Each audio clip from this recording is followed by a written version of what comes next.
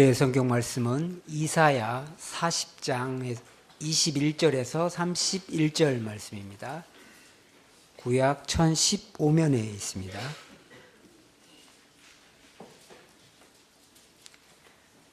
너희가 알지 못하였느냐? 너희가 듣지 못하였느냐?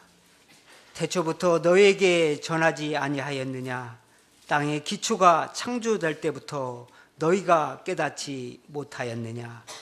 그는 땅이 궁창에 앉으시나니 땅에 사는 사람들은 메뚜기 같으니라. 그가 하늘을 차일같이 펴셨으며 거주할 천막같이 지셨고 귀인들을 폐하시며 세상의 사사들을 헛되게 하시나니 그들은 겨우 심기고 겨우 뿌려졌으며 그 줄기가 겨우 땅에 뿌리를 박자 곧 하나님이 입김을 부시니 그들은 말라 회오리 바람에 불려가는 촉에 같도다. 거룩하신 이가 이르시되 그런즉 너희가 나를 누구에게 비교하여 나를 그와 동등하게 하겠느냐 하시니라. 너희는 눈을 높이 들어 누가 이 모든 것을 창조하였나 보라. 주께서는 수요대로 만상을 이끌어내시고 그들의 모든 이름을 부르시나니 그의 권세가 크고 그의 능력이 강함으로 하나도 빠짐이 없느니라.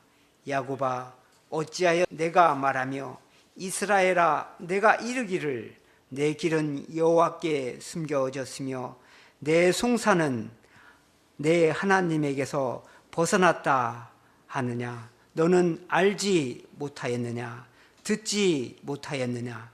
영원하신 하나님 여호와 땅끝까지 창조하신 이는 피곤하지 않으시며 곤비하지 않으시며 명철이 한이 없으시며 피곤한 자에게는 능력을 주시며 무능한 자에게는 힘을 더하시나니 소년이라도 피곤하며 곤비하며 장정이라도 넘어지며 쓰러지되 오직 여호와를 앙망하는 자는 새 힘을 얻으리니 독수리가 날개치며 올라감 같을 것이요 다른 박질하여도 곤비하지 아니하겠고 걸어가도 피곤하지 아니하리로다.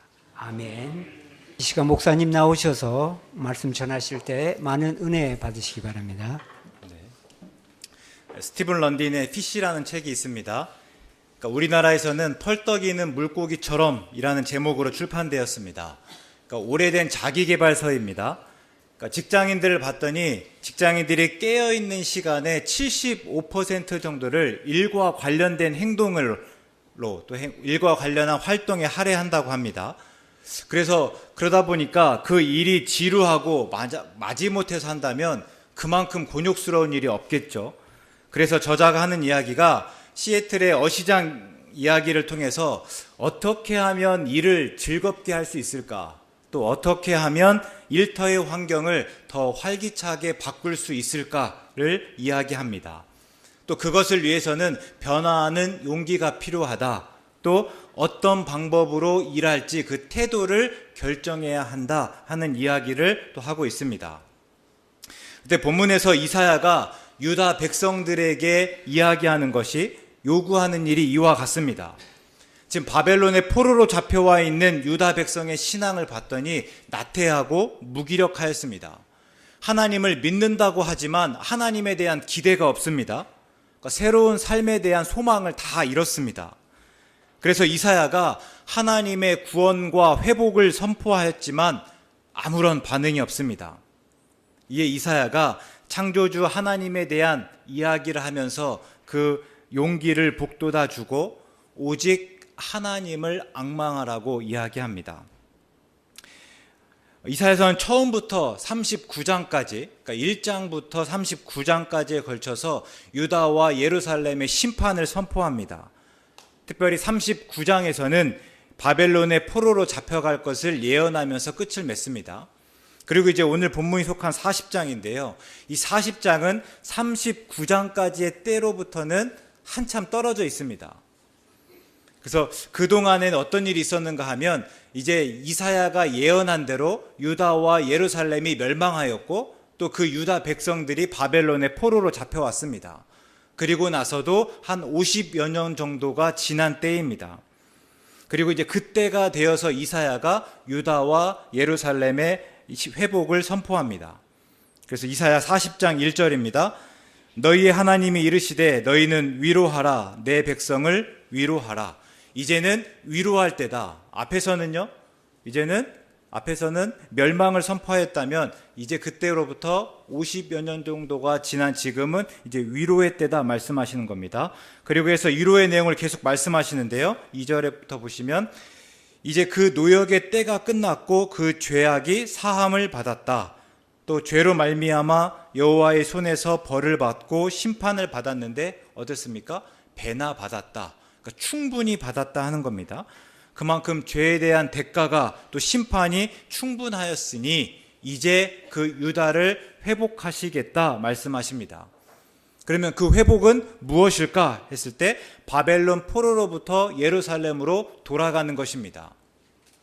그러니까 언뜻 생각하면 유다 백성들이 어떻겠습니까?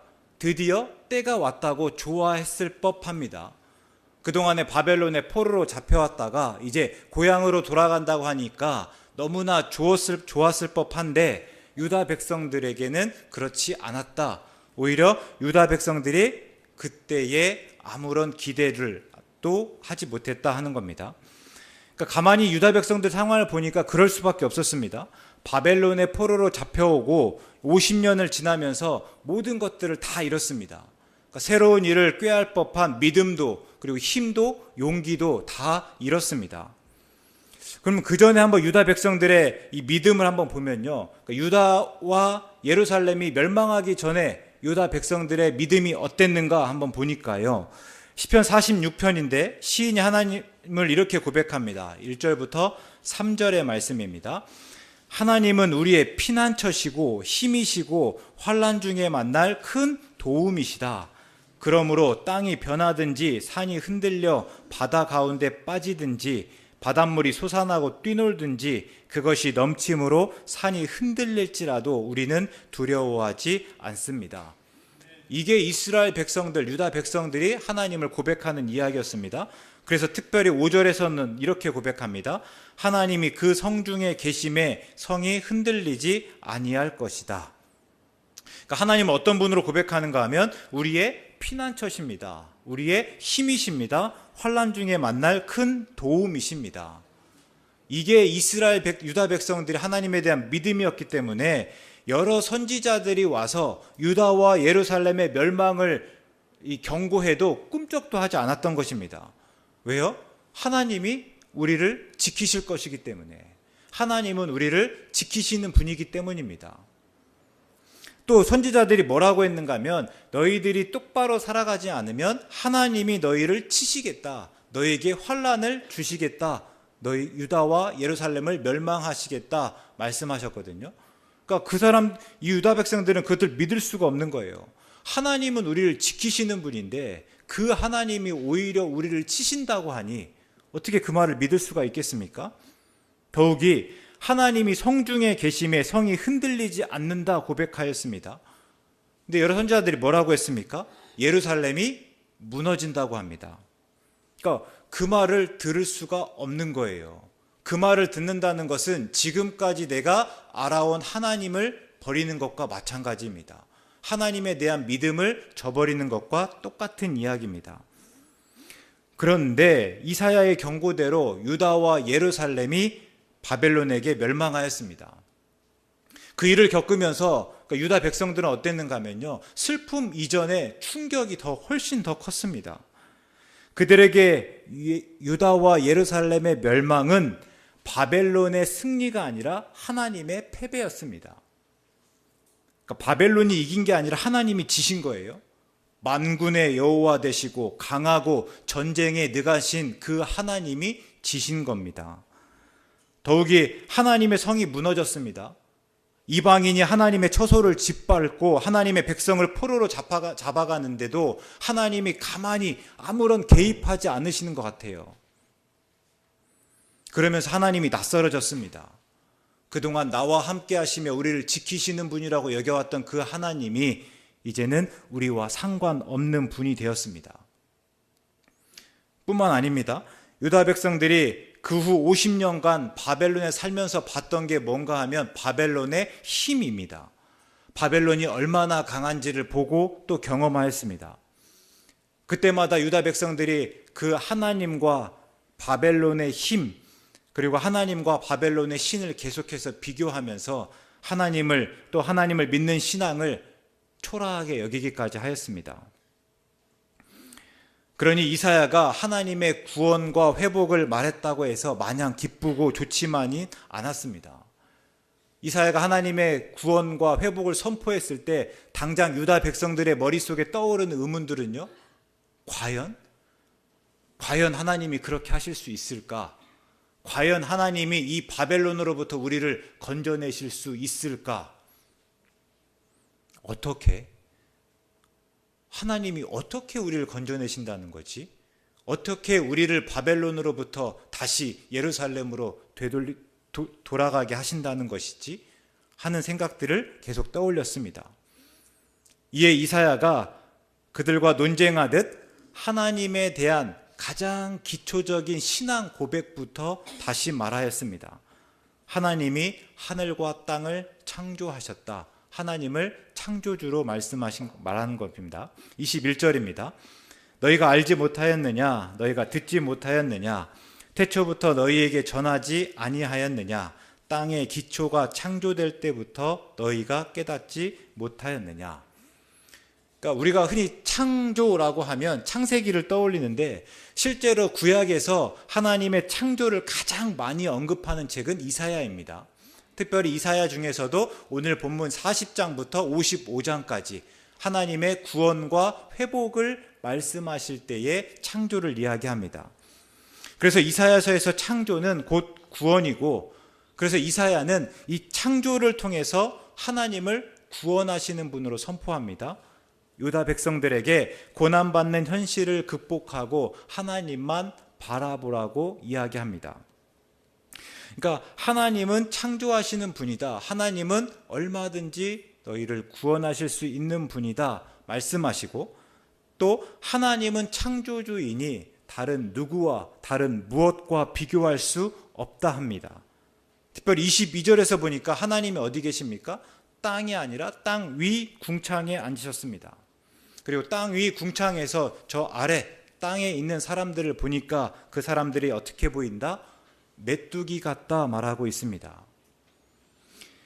욥기 7장에서 욥이 이런 이야기를 했습니다. 내가 죄를 지었다고 해야 그게 하나님께 무슨 해가 되고 무슨 문제가 되겠습니까? 근데 이렇게 말하는 전제가 무엇인가 봤더니 나는 하나님 앞에서 내세울 게 아무것도 없는 사람입니다. 나는 비천하디 비천한 사람입니다 하는 것입니다. 정말 아무것도 없습니다. 그러니까 그런 이해로부터 내가 설령 하나님께 죄를 지었다고 해야 그게 하나님께 어떤 영향을 끼치겠습니까? 하나님, 내가 그렇게 중요한 사람이 아닙니다. 저는 정말 아무것도 아닌 사람입니다. 그런데 제가 그래서 혹 죄를 지었다고 해야 그것이 하나님의 영광을 가릴 리가 없습니다. 하나님께 해가 될 리가 없습니다. 그런데 왜 이렇게 저를 고통스럽게 하십니까? 하는 한탄입니다. 기본적으로 나는 아무것도 아니다 하는 마음들을 깔고 있죠. 우리가 가끔 산이나 높은 빌딩에 올라가서 아래를 내려다보면 분명히 아는 게 있습니다. 저 아래 땅에서는요, 돈이 많고 높은 자리에 있으면 분명히 할 수 있는 일이 더 많습니다. 그게 그 사람의 힘이고 능력이라고 이야기합니다.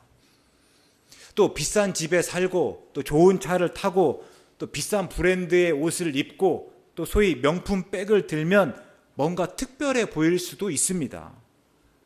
그런데 땅 위 궁창에서 보면요, 그것들이 아무런 가치를 가지지 않습니다. 그게 힘이나 능력이 되지 않습니다.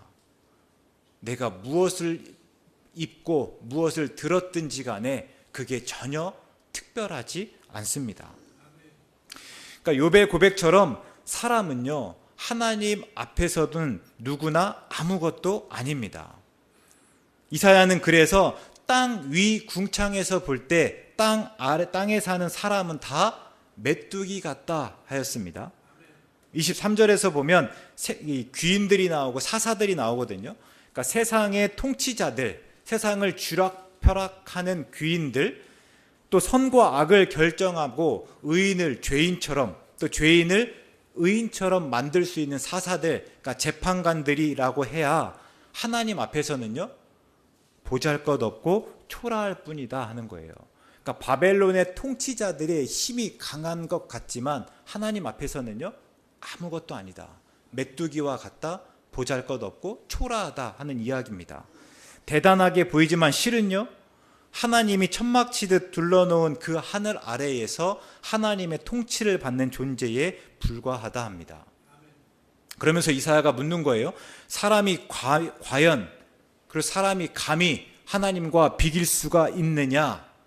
그리고 25절에서 말씀하죠. 그런즉 너희가 나를 누구에게 비교하여 나를 그와 동등하게 하겠느냐. 그럴 수 없다 하는 이야기입니다. 바벨론의 통치자들 뿐만 아니라 바벨론이 신으로 여기는 우상도 마찬가지입니다. 바벨론은 별을 신처럼 숭배했던 사람들입니다. 그러니까 별이 자신들의 운명을 결정짓는다고 믿어왔던 사람들이죠. 그런데 하나님께서 하시는 말씀은요, 그것들은 다 그저 하나님이 만드신 피조물에 불과하다 하는 겁니다.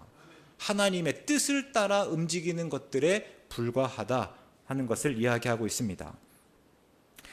이렇게 이사야가 선포했을 때 유다 백성 중 상당수가 다시 하나님의 크심을 알았을 것입니다.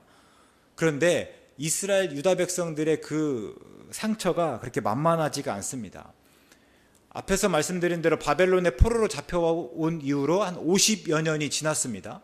그러니까 거의 2세대 가깝게 지금 때가 지났는데요. 그때의 유다 백성들이 생각했던 게 뭐냐면 이제 억울해지는 거예요. 바벨론의 포로로 잡혀온 게 자기들의 죄 때문입니까? 아니에요. 조상들의 죄 때문에 우리가 심판을 받고 있습니다. 그래서 우리의 잘못은 아니지 않습니까? 이제 묻기 시작하는 거예요. 그러면서 이런 심판이 부당하다 이야기합니다. 또 하나님이 그들의 길에는 신경을 쓰지 않는 듯합니다. 돌보지 않습니다.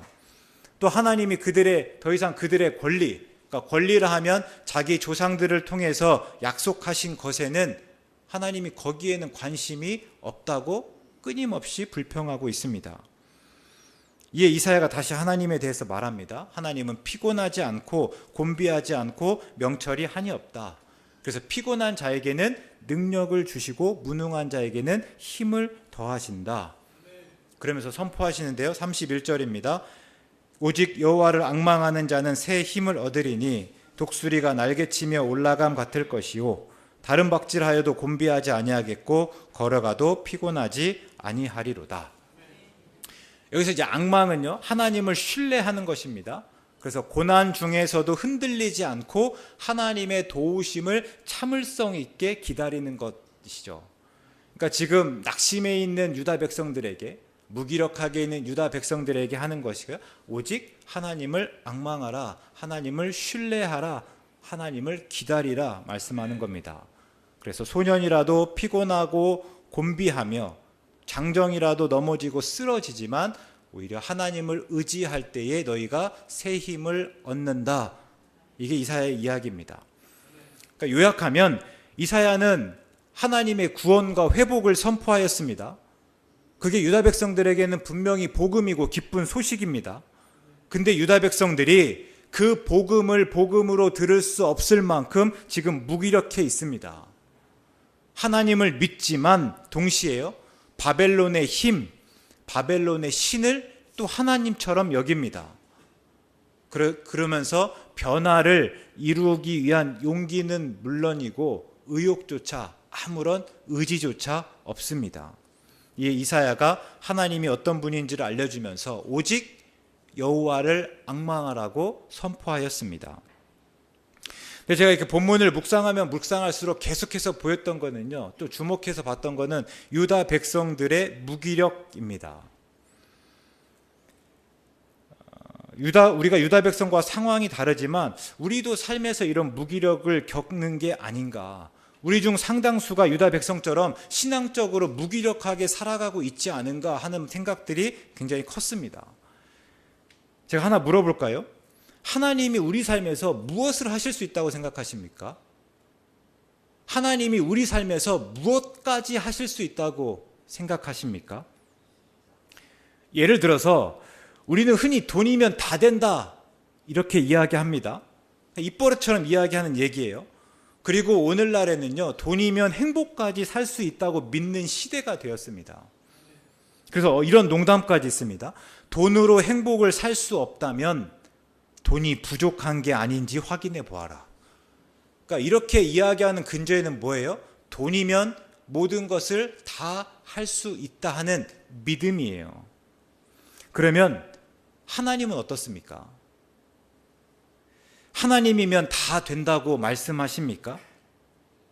하나님이 세상을 창조하셨을 뿐만 아니라 당장 내 삶의 여러 가지 일들을 다 아시고 이루시고 도우시고 해결할 수 있다고 믿으십니까?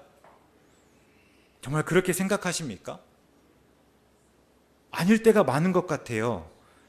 돈이 할 수 있는 일을 과연 하나님이 하실 수 있을까 의심할 때가 있습니다. 아니, 때로는요, 아예 기대조차 하지 않습니다.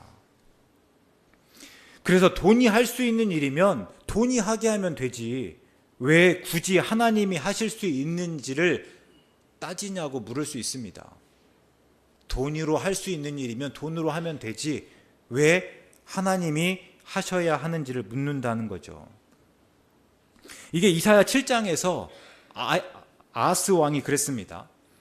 아하스 왕은 남유다 왕이거든요. 그 남유다 왕으로 있을 때, 아하스 왕이 남유다 왕으로 있을 때에 아람과 북이스라엘이 연합해서 남유다를 쳐들어왔습니다. 그때 이사야가 말하는 게요, 걱정하지 말라, 두려워하지 말라, 그것들은 다 연기나는 두 부직갱이 구루터기에 불과하다, 이렇게 이야기했습니다. 그러면서 이사야가 아하스 왕이 하는 이야기가 하나님께 징조를 구하라 합니다. 너가 못 믿겠으면 하나님께 징조를 구하여라. 특별히 땅의 징조가 확실하지 않아 보이거든 하늘의 징조를 구하라. 또 땅의 징조가 확실하지 않아 보이거든 이 음부의 징조를 구하라고까지 하였습니다. 그런데 아하스 왕이 경건한 채 하면서 거절하고 이렇게 말하였습니다. 이사야 7장 12절인데요. 아하스가 이르되 나는 구하지 아니하겠나이다. 나는 여호와를 시험하지 아니하겠나이다 한지라. 그리고 아하스 왕이 어떻게 했습니까? 하나님 대신에 아수르에게 가서 손을 내밀었습니다. 하나님께 도움을 구하는 대신에 아수르에게 도와달라고 구하였습니다. 혹 우리가 아하스 왕과 같지 않습니까? 경건한 채 하며 하나님을 시험하지 않겠다 하면서 하나님께 도움을 구하고 있지 않은가 하는 것입니다. 그렇다고 우리가 하나님을 믿지 않는다 이렇게 말하는 게 아닙니다. 우리는 분명 하나님을 믿습니다. 사도신경을 따라서 하나님을 천지의 창조주로 고백합니다. 앞에서 창조는 곧 구원이라고 했으니 우리는 하나님을 구원자로 믿습니다. 근데 문제는요, 그 구원의 영역이 너무나 작고 또 좁다는 것입니다. 우리에게 구원이 무엇입니까? 죽은 후에 천국 가는 것일 때가 굉장히 많아요. 그러니 그 외의 영역에서는요, 죽음 이후의 영역이 아니라 죽음 전까지 이 삶의 영역에서 구원이라 하는 것을 기대하지 않는 거예요. 하나님을 찾거나 의지하지 않습니다. 그러면서 어떻게 하고 있습니까? 하나님과 또 세상에서 하나님처럼 여겨지는 것, 그리고 하나님의 나라와 세상 사이에 양다리를 걸치고 있습니다. 엘리야 때 일인데요, 아합 왕이 시돈의 공주인 이세벨을 아내로 맞았습니다. 그리고 바알을 섬겨 예배하면서 바알의 제단을 세웠습니다. 아세라 목상을 만들었습니다. 그러면서 온 이스라엘 백성이 이제 그 바알과 아세라를 섬겼습니다. 나중에 이 엘리야가 이 온 이스라엘 백성, 그리고 바알의 선지자 450명, 아세라 선지자 400명을 다 갈멜산으로 불러 모았습니다. 그리고 바알과 하나님과 바알, 그리고 하나님과 아세라 중에 누가 참 신인지를 한번 따져보자, 누가 참 하나님인지를 가려보자 하였습니다. 그래서 그때 이스라엘 온 백성이 나왔죠.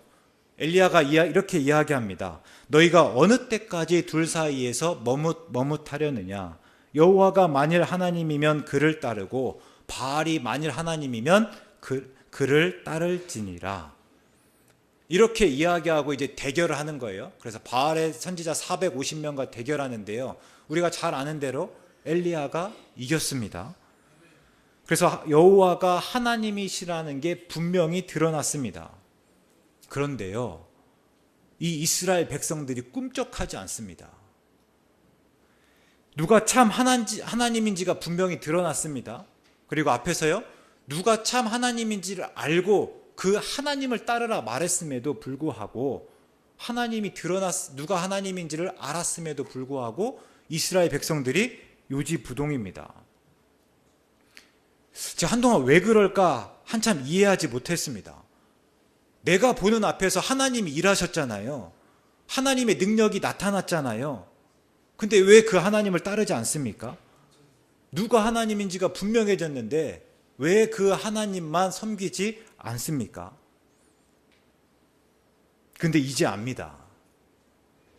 분명 하나님의 힘이 나타났지만, 하나님은 힘 세신 분이지만 이세벨과 아합 왕과 이세벨도 그에 못지않은 힘이 있었기 때문입니다. 그러니까 그들이 하나님의 힘을 보면서도 또요, 아합과 이세벨이 가지고 있는 힘을 무시할 수가 없는 거예요. 그러다 보니까 하나님과 아합과 이세벨, 그러니까 바알과 아세라 사이에서 머뭇머뭇하고 있었던 것이죠. 혹 오늘 우리의 모습이 그때 온 이스라엘 백성의 모습이지는 않습니까? 궁극적으로는 하나님이라고 고백하고 있지만 오늘 내가 살아가면서 의지하는 것은 아합과 이세벨이 아니냐 하는 것입니다. 그리고 그래서 우리의 신앙이 무기력한 것은 아닙니까? 여러분, 하나님은 우리가 잘 고백하는 대로 전지전능하신 분입니다. 모든 것을 아시고 모든 것을 하실 수 있는 분입니다. 무엇까지 하셨냐면요, 죄인인 우리를 구원하시기까지 했습니다. 우리가 구원받을 수가 없자 하나님이 그 하나뿐인 아들을 내어주시면서까지 우리를 구원하신 분. 근데 그 하나님이 무엇까지 할 수 있냐면, 무엇까지 아시고 무엇까지 하실 수 있는가 하면요, 세상을 창조하시고 우리를 구원하신 것뿐만 아니라 오늘 우리 삶에서 일어나는 작은 일까지도 다 아시고 그 모든 일까지도 해결하실 수 있는 분, 그 가운데서 바로 이끌어 주실 수 있는 분이다 하는 것입니다. 유다 백성에게 그러셨던 것처럼 우리를 구원하시고 회복하시고 오늘 또 무기력한 우리에게 새 힘을 주십니다. 그러나 새 힘을 얻기 위해서 우리는요, 오직 하나님만을 앙망해야 합니다. 하나님만 바라보고 하나님을 신뢰해야 합니다. 오늘 하나님 외에 잡고 있는 게 있습니까? 하나님 외에 의지하는 게 있습니까? 하나님이 아닌 것을 하나님처럼 붙들고 있는 게 있습니까? 한번 곰곰이 생각해 보시고 그것들을 놓아보시기 바랍니다. 그러면요, 분명 불안하실 것입니다. 힘드실 수 있을 거예요. 또 붙잡았던 것들 놓다 보니까요, 한동안은 떨어질 수도 있습니다. 그런데 분명한 것은 그때 우리는 독수리가 날개치며 올라간 같은 새 힘을 얻을 수 있습니다. 다른 것들 놓고 오직 하나님만 앙망할 때에 우리는 비로소 하나님이 주시는 새 힘으로 살아갈 수 있습니다. 복음이 복음되는 과정 역시 마찬가지입니다. 예수님이 선포하신 복음이 무엇이라고 했습니까? 하나님의 나라입니다. 그러면 우리가 복음으로 그리고 복음을 기쁜 소식으로 듣기 위해서는 그 하나님의 나라를 살아야 합니다. 물론 세상에서 하나님의 뜻을 따라 살아간다는 것은 굉장히 어렵습니다. 그러니까 하나님의 뜻과 하나님의 가치, 그리고 세상의 뜻과 세상의 가치가 충돌해야 되는 거고 세상의 질서 속에서 하나님의 질서대로 살아야 되는 것이기 때문입니다.